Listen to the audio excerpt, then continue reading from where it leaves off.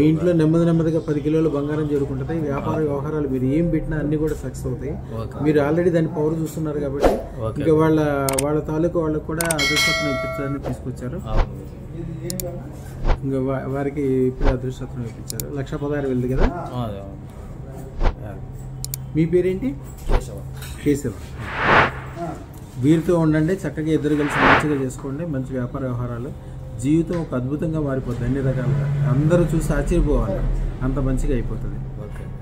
అమ్మా ఇంకేమేమి జరిగిందమ్మా అదృష్టం మీదైతే ఇప్పుడు కూడా మీ ఆశీర్వాదం ఉంటే మేము ఎప్పటికైనా కూడా ఇంకా బాగుంటాం ముందు కానీ కూడా అనుకుంటాం. ఆరోగ్య విషయం కానీ ఆరోగ్య విషయం కూడా బాగుంది గురువు గారు. నాకు మొదట నాకు ఎన్ఎంకి ఆపరేషన్ అయ్యింది, కానీ నువ్వు పెయిన్స్ ఉండేది.